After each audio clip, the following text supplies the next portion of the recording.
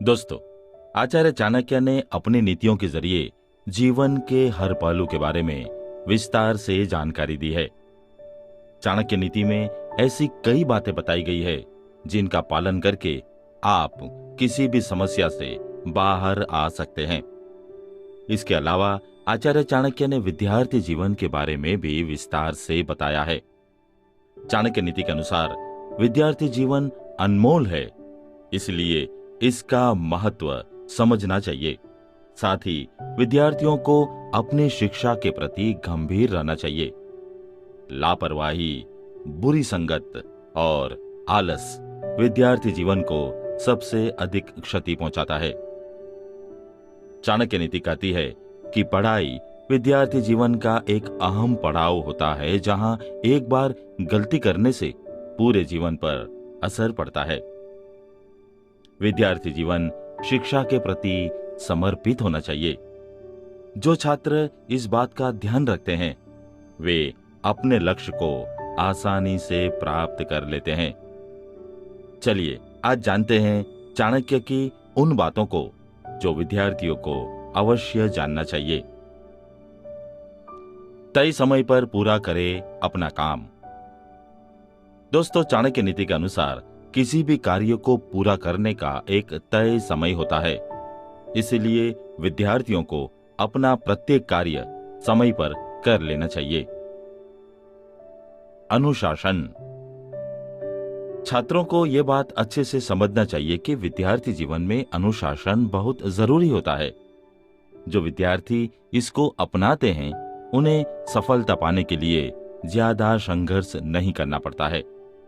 ऐसे छात्र आसानी से अपने लक्ष्य को प्राप्त कर लेते हैं। बुरी संगत से बचें।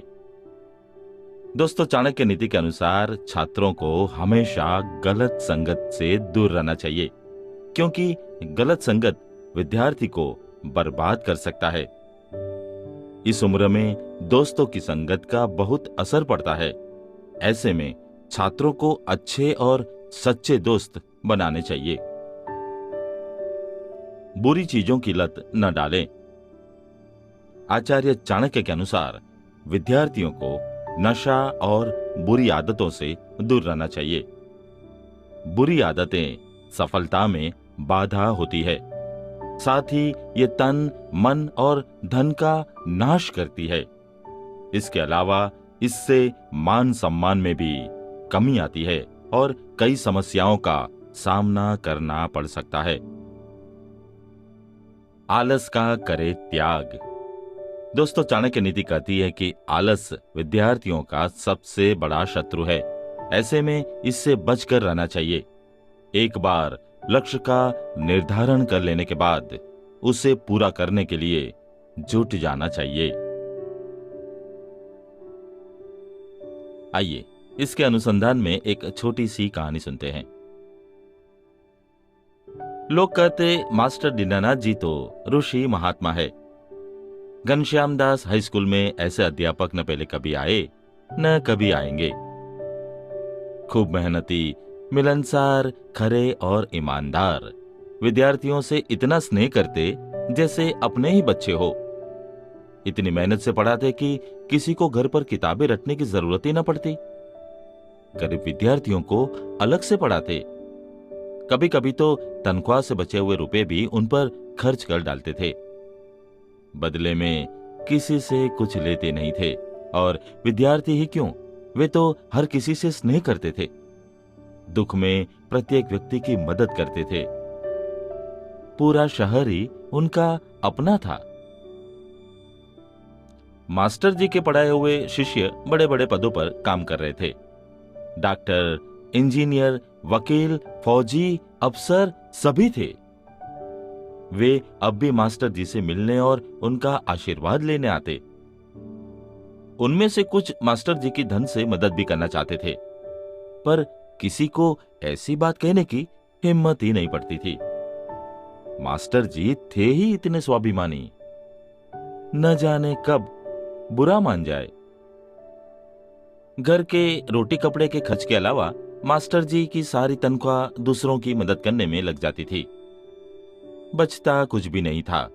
एक पुराने से किराए के घर में वे रहते थे। कुछ साल पहले पत्नी, 2 छोटी बेटियां सुजाता और वंदना को छोड़कर गुजर गई थी। तब से मास्टर जी बेटियों को माँ और बाप दोनों का प्यार देते थे। उनका कोई दुख वे नहीं देख सकते थे। मास्टर जी के लाड़ प्यार के कारण सुजाता और वंदना बिगड़ने लगी। वे आलसी हो गई। या तो वे दिन भर खेलकूद में लगी रहती या बैठे बैठे बातें करती रहती। पढ़ाई लिखाई में उनका मन नहीं लगता था। उनकी खर्चीली आदतों और चटोरेपन में घर का बहुत सा धन खर्च हो जाता था। शुरू में तो मास्टर जी टालते रहे। सोचते थे एक न एक दिन वे खुद ठीक रास्ते पर आ जाएंगी, मगर अब बर्दाश्त करने की हद पार हो चुकी थी और मास्टर जी थे कि डांटना फटकारना कभी सीखा ही नहीं था। लिहाजा वे अंदर ही अंदर परेशान रहते, किसी से कुछ कहते नहीं थे। मिलने जुलने वालों ने देखा मास्टर जी अब पहले की तरह खुलकर ठहाके नहीं लगाते थे। कोई दुख है जो उन्हें भीतर ही भीतर खाए जा रहा है, मगर क्या, किसी की पूछने की हिम्मत न होती। धीरे धीरे चिंताओं ने मास्टर जी के स्वास्थ्य पर बुरा असर डालना शुरू कर दिया। आखिर वे बीमार पड़ गए। अब वे दिन भर चारपाई पर लेटे हुए सोच में डूबे रहते कि मेरे बाद घर का क्या होगा, कौन इन लड़कियों की देखभाल करेगा। एक दिन सुजाता और वंदना ने सोचा, परसों पिताजी का जन्मदिन है, हम क्यों न अपने बचाए हुए पैसों से उन्हें कोई ऐसी चीज भेंट करें जिसे देखकर वे बहुत खुश हो। लेकिन ऐसी चीज होगी कौन सी जिसे पिताजी पसंद कर ले और जो कम पैसों में हो। आखिर हमारे पास मुश्किल से कुछ 5-6 रुपए ही तो होंगे।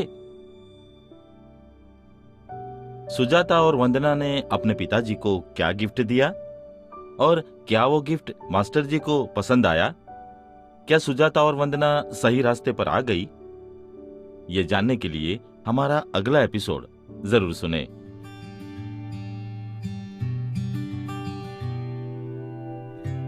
दोस्तों, आज के एपिसोड में बस इतना ही। चाणक्य नीति को फॉलो करें। अगले एपिसोड में फिर मुलाकात होगी, फिर बातें होगी चाणक्य नीति पर। तब तक के लिए नमस्कार।